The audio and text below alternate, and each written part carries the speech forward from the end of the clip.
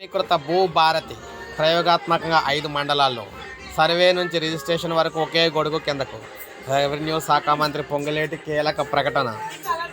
రైతులకు అత్యంత పారదర్శకత, సులభతరమైన సేవలు అందించడమే లక్ష్యంగా కొత్తగా రూపొందించిన సమీకృత Bhubharati portal integrated digital land records management సిస్టమ్కు ఏప్రిల్ 2 నుంచి 5 మండలాల్లో ప్రయోగాత్మకంగా అమలు చేయబోతున్నట్లు రెవెన్యూ శాఖ మంత్రి గారు తెలియజేశారు.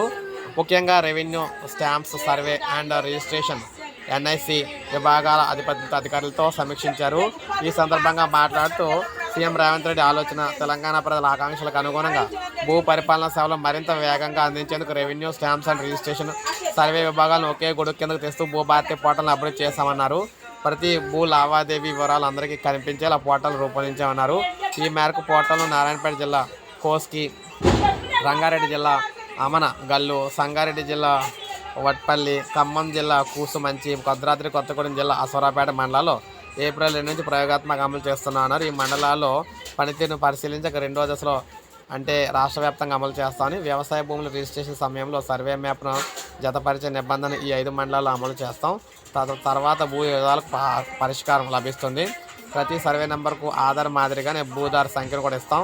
ఇప్పటికే ప్రయోగాత్మక 5 గ్రామాల్లో రీసర్వే నిర్వహించి భూదారును కేటాయించాం. ఆధార్తో అనుసంధానమైన మొబైల్ నెంబర్ల ద్వారా లాగిన్ అయిన వెంటనే కావలసిన సమాచారం లభిస్తుంది. ఈ పోర్టల్లో ప్రధానంగా సమాచార, సర్వే, కనెక్షన్, అప్పీలు, రిజిస్ట్రేషన్ సేవలు అందుబాటులో ఉంటాయి. వీటితో పాటు డిజిటల్ డాష్ బోర్డు సేవలు రూపొందిస్తున్నాం. దానిలో 36 మాడ్యూల్స్ ఉండగా భూభారతిలో ఒకే చాప్టర్ కింద అన్ని సేవలను తీసుకొస్తాం. రిజిస్ట్రేషన్, ఇతర భూ సేవలకు దరఖాస్తు చేసుకున్నప్పటికీ నుంచి కూడా ఈ ప్రక్రియ పూర్తయ్యే వరకు ప్రతి దశలోనే సంబంధిత వివరాలను తెలియజేసి ఒక ఖాతాదారుడికి మెసేజ్ అందుతుందని చెప్పారనమాట. సో ఈ విధంగా చరిత్ర అయితే సృష్టించబోతున్నారు భూముల రిజిస్ట్రేషన్ సంబంధించి. భూభారతి మనకు సమగ్ర పోర్టల్ అయితే ఏప్రిల్ 2 నుంచి రాబోతుంది. సో ఇది అప్డేట్. ఒక లైక్ చేయండి, సబ్స్క్రైబ్ చేసుకోమని.